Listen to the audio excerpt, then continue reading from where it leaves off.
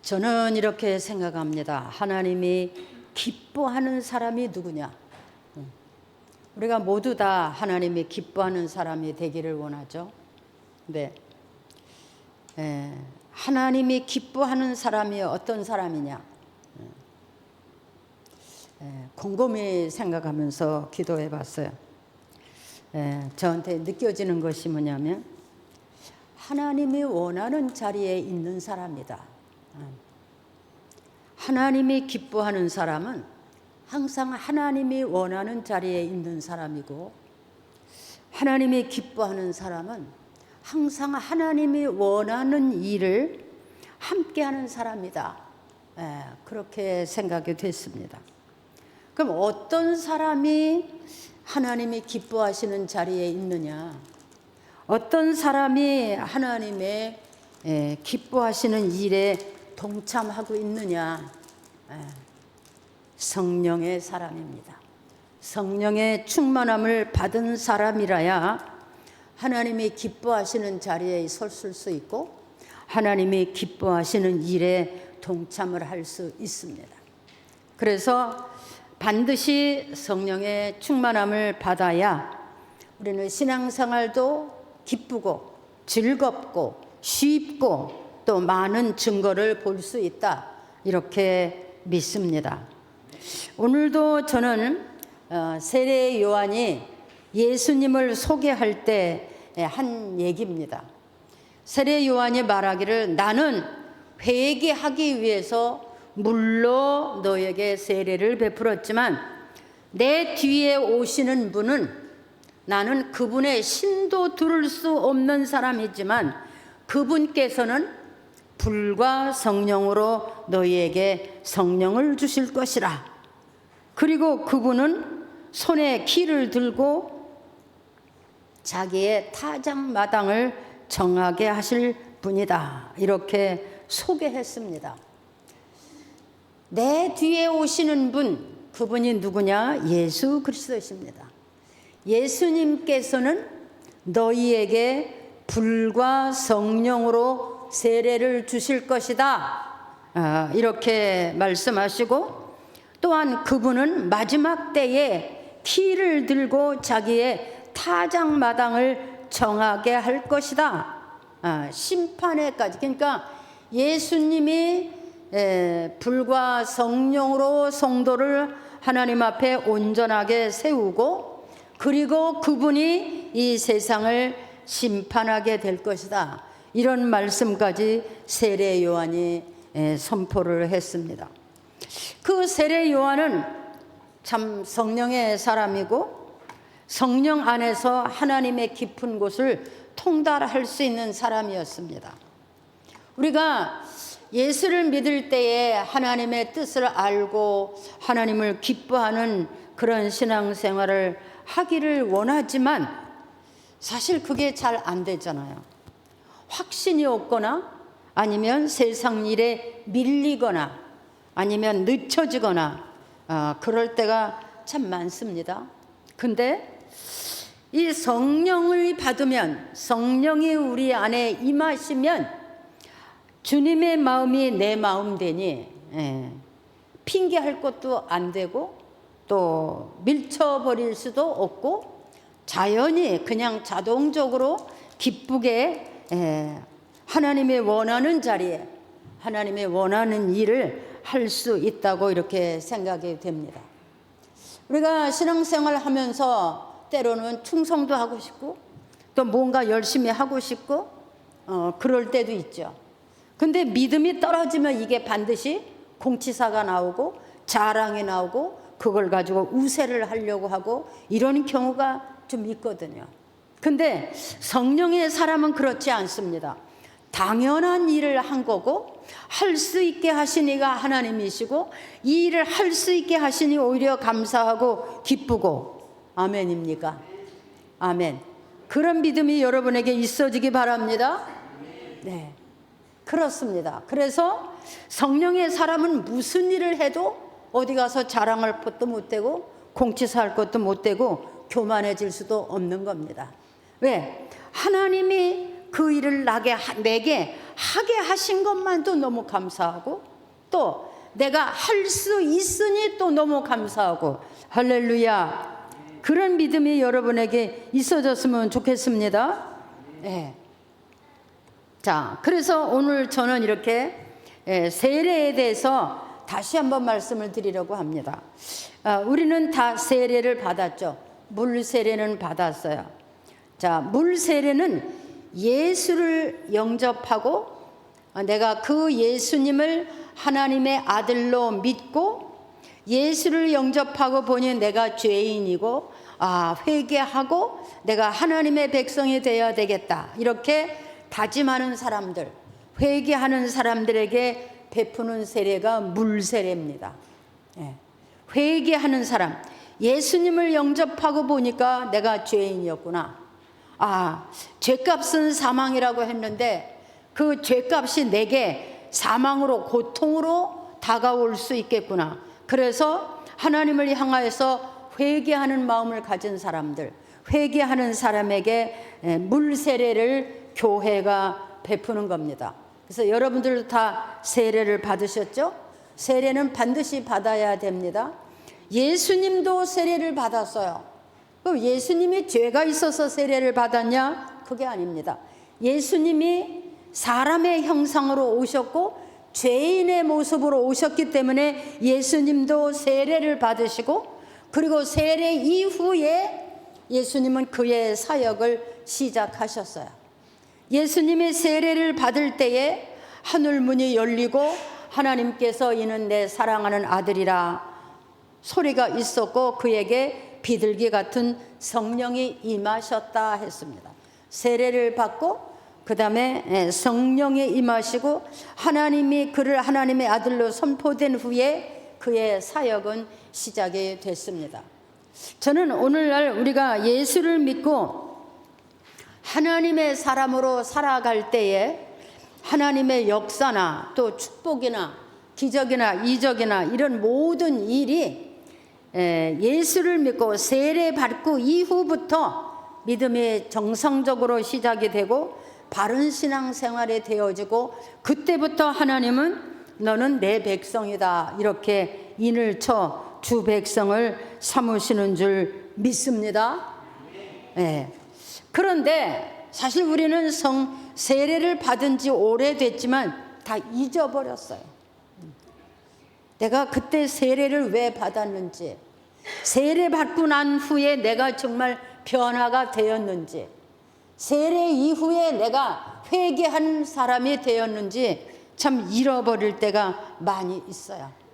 어떤 때는 평신도만도 못한 때가 있고 불신자만도 못한 때가 성도들 속에서 나타날 수도 있습니다.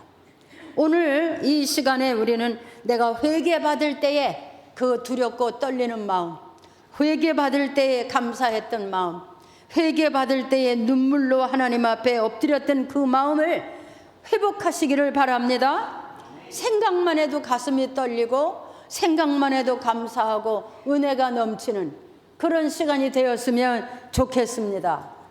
제가 어떤 사람 세례를 주려고 공부하는 중에 그분이 그래요. 너무 감사합니다. 내가 어떻게 하나님 앞에 부름을 받고 이렇게 죄사함을 받을 수 있는 세례를 받게 되었는지 감사합니다. 그리고 눈물 흘리는 사람을 제가 본 적이 있어. 그래서 같이 울었어요. 이 사람은 정말 하나님의 사람이 되었구나. 이 사람은 정말 세례가 뭔지 아는 사람이로구나. 그래서 같이 손을 붙잡고 울어본 적이 있습니다. 여러분, 세례 받을 때에 여러분의 그 마음을 다시 회복하시고 하나님 앞에 엎드리는 시간 됐으면 좋겠습니다.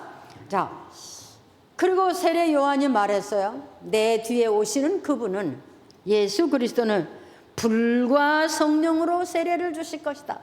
물로 세례를 받거니와 우리는 불로도 성령으로 세례를 받아야 된다는 거야. 근데 그 불과 성령으로 세례를 주실 분이 바로 예수님이라는 거야. 아멘. 자, 구약에도 보면 이 불의 역사가 많이 있었어요. 자, 불의 역사가 나타난 곳마다 큰 역사, 세상에서 볼 수 없는 그런 일이 나타나곤 했어요. 하나님께서 모세를 부를 때에 불꽃 가운데서 소리가 들리고 불꽃 가운데서 모세를 불렀습니다. 놀랍죠? 모세의 이름을 부를 때 내가 여기 있사오니 누이십니까? 이렇게 얘기할 때에 하나님께서 모세를 불러서 그가 할 일을 가르쳐 주셨어요. 자, 불 가운데서 하나님의 목소리로 모세를 부르신 하나님은 그 모세로 하여금 그 애굽에 200만 가까이 되는 이스라엘 민족을 능히 구원하게 하셨다는 겁니다. 할렐루야. 예. 불의 역사에 불 가운데서 모세를 불러서 모세가 이렇게 위대한 일을 했어요. 그 애굽에서 노예 노릇하는 사람 중에 장정이 60만이다 그랬어요. 그러면 그게 자식도 있고 마누라도 있고 세 식구씩만 돼도 180만이에요. 그런 사람을 모세가, 인간인 모세가 불러냈겠느냐? 아닙니다. 불 가운데서 모세를 부르신 하나님은 그 불을 사용해서 그를 능력 있는 사람으로 변화시켜 주셨다는 겁니다. 아멘. 예. 그래서 성령의 불을 받아라 이런 얘기를 많이 합니다. 또 그렇게 해야 됩니다. 또 열왕기상 8장 18장 38절에 가보면 엘리야, 그 유명한 선지자 엘리야 시대에 그 바알 선지자와 아세라 선지자가 850명을 앞에 두고 그 엘리야가 한 사람 되니까 1대 850으로 그들도 단을 쌓고 엘리야도 단을 쌓고 누구의 하나님이 진짜 하나님이냐? 당신들의 하나님이 진짜 하나님이냐? 아니면 내가 믿는 하나님이 진짜 하나님이냐? 제단을 쌓고 누구의 제단이 하나님 앞에 불러 응답되는지 우리가 하나님 앞에 대결하자. 그래서 단을 쌓는데 850명의 이방 선지자들이 단을 쌓고 춤추고 별짓을 다 해도 불은 임하지 않았습니다.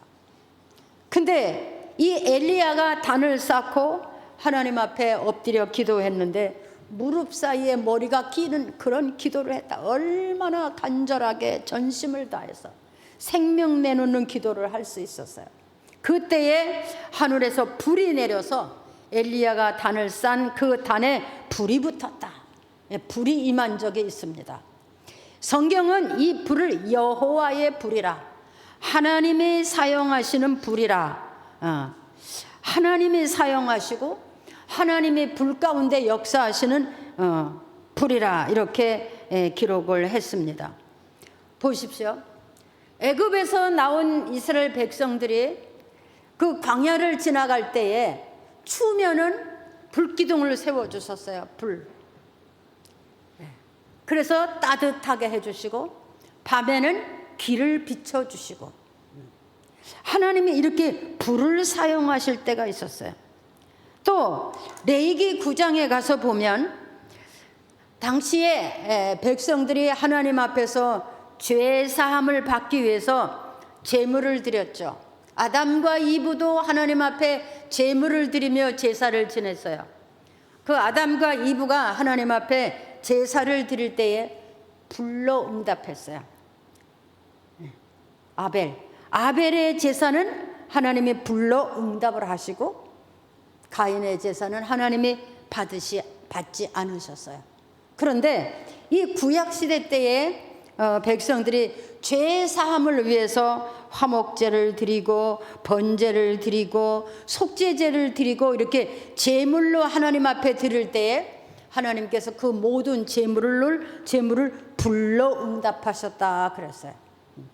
그 제물을 불로 응답하셨다. 그런데 그 제물이 가짜거나 거짓으로 드렸거나 속임수가 있거나 그 제물이 병들었거나 병신이었거나 그런 것은 하나님이 받지 않으셨어요.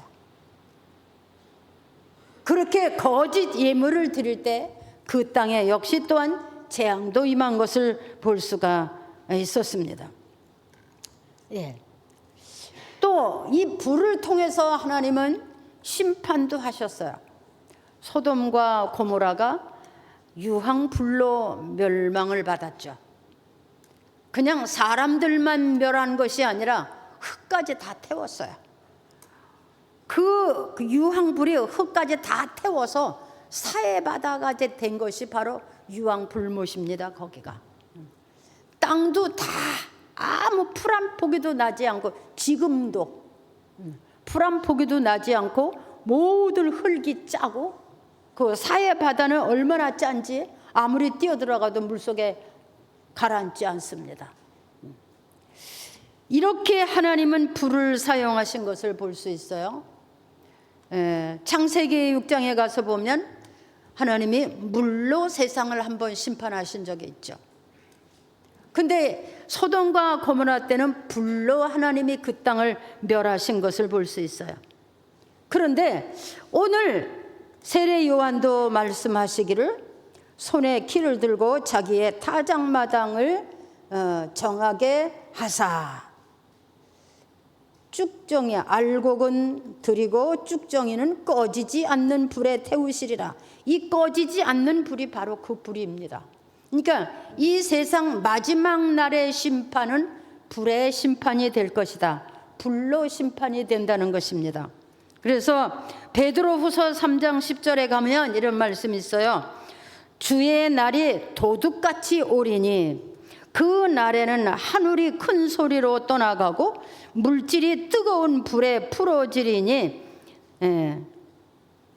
땅과 그 중에 있는 모든 것이 다 드러날 것이다. 마지막 때, 마지막 심판은 불의 심판이 될 것이다. 꺼지지 아니하는 불이에요. 예수님도 이 불에 대한 얘기를 많이 하셨습니다. 불못에 들어간다, 불에 태운다, 불 가운데 들어갈 것이다. 이렇게 불에 대한 얘기를 많이 하셨습니다. 예. 성경에는 이렇게 하나님이 불을 가지고 역사를 하셨습니다, 여러분. 그런데 이 불은 성령과 함께 임하셨는데, 불이라고 하면 우리가 제일 먼저 느껴지는 게 뭡니까? 불은 아주 뜨겁습니다. 그렇죠? 그리고 불은 태웁니다. 소각합니다. 완전히 태워서 아주 소각해버리는 것이 있습니다. 그런 성격이 있습니다.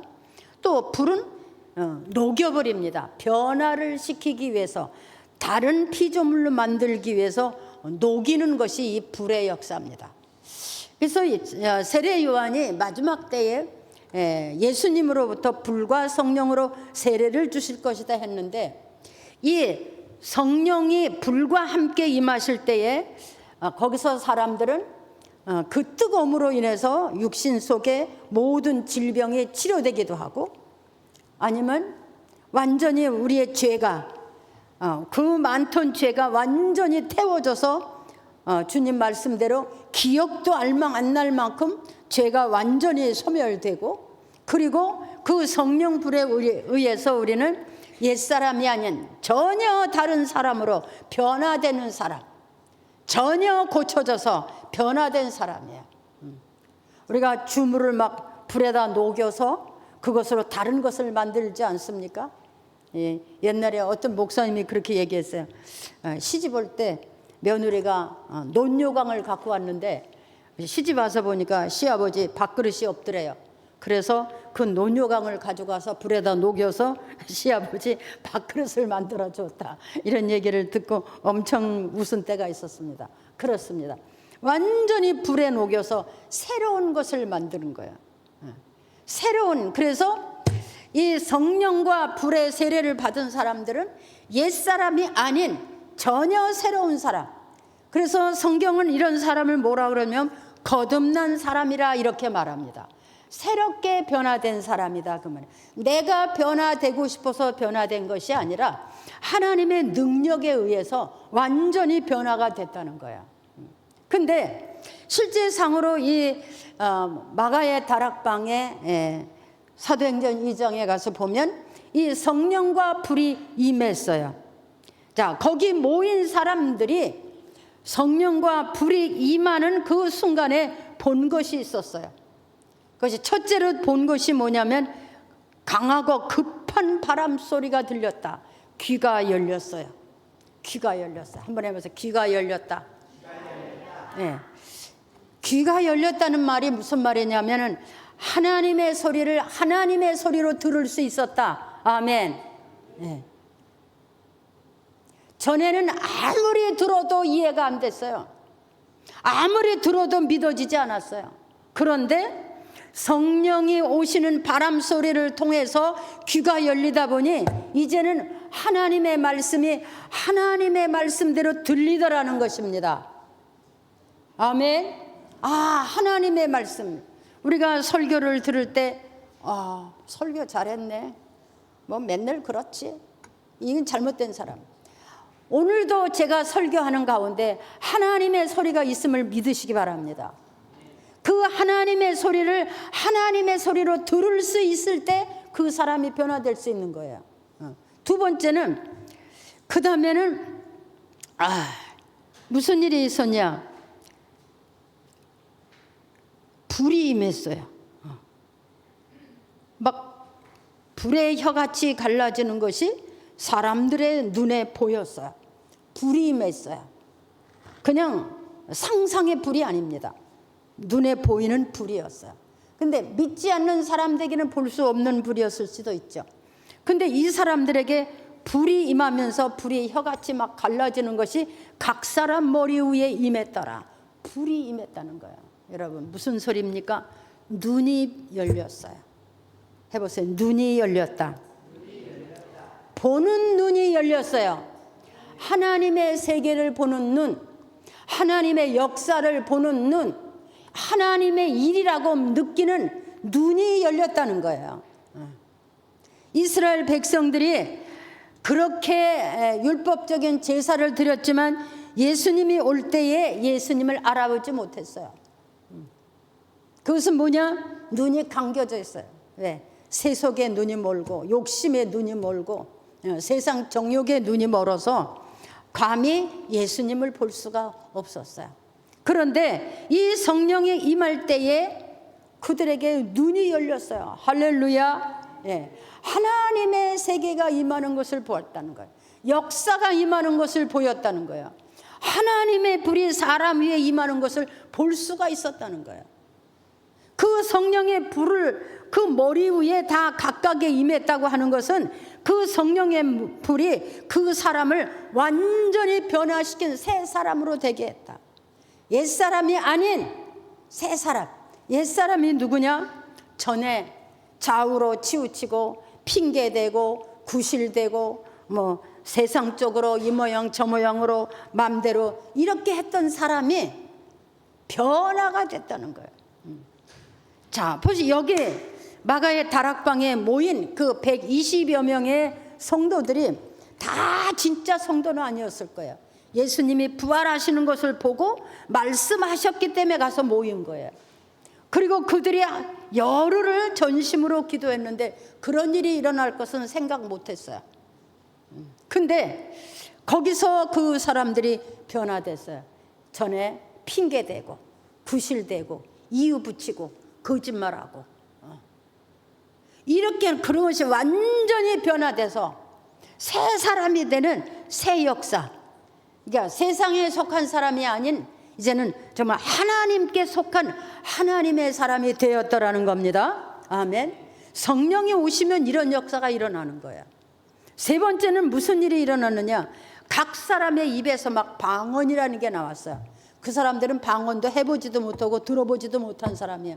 그런데 자기가 알아들을 수 없는 막 방언이 나오고 나중에는 그 방언이 통역이 되는데 이거는 인간 세상에서 들을 수 없는 얘기.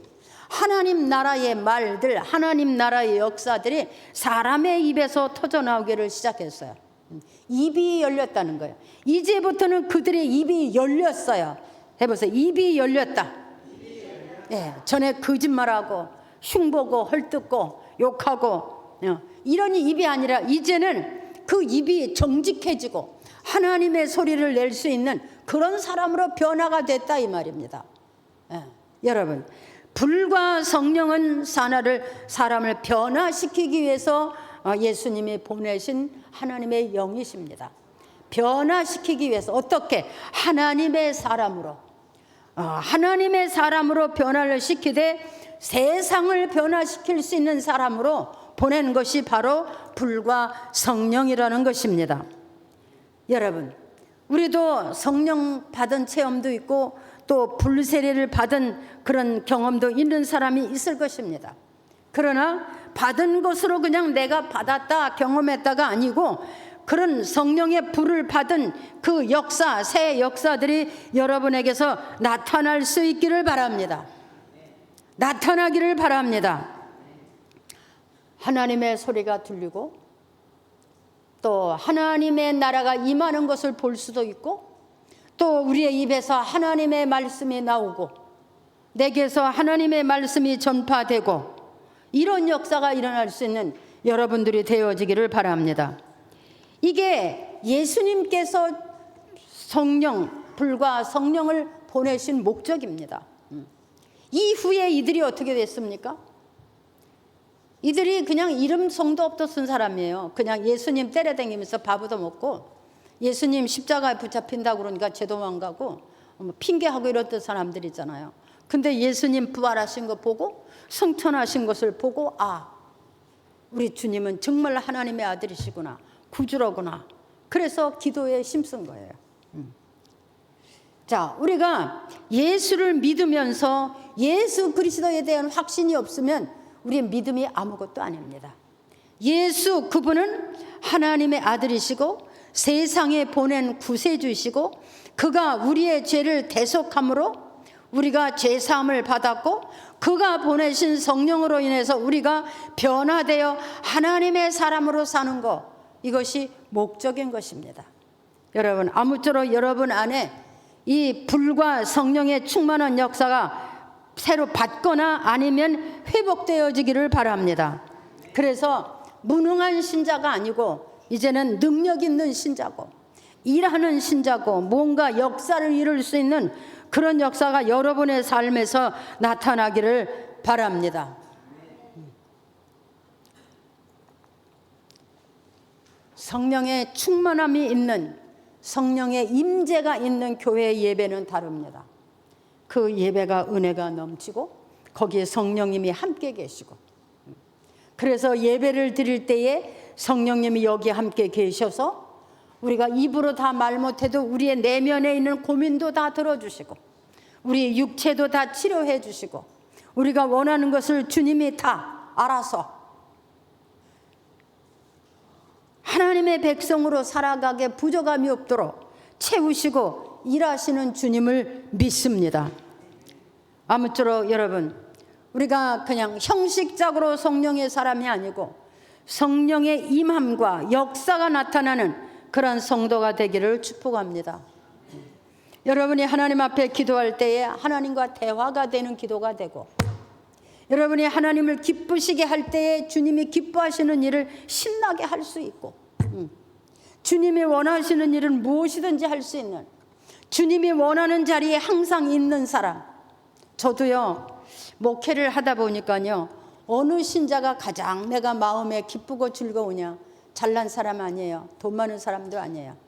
어떤 사람이 내가 가장 기뻐하는 사람이나 이렇게 생각을 해보면 항상 믿음의 자리에 있는 사람, 언제든지 부르면 쓰임받을 수 있는 사람, 언제든지 하나님이 원할 때 쓰임받을 수 있는, 언제나 하나님이 원하시는 그 자리에 서 있는 그 사람이 하나님이 기뻐하시는 사람, 또 목회자가 가장 기뻐하는 사람이더라, 이런 생각이 되었습니다.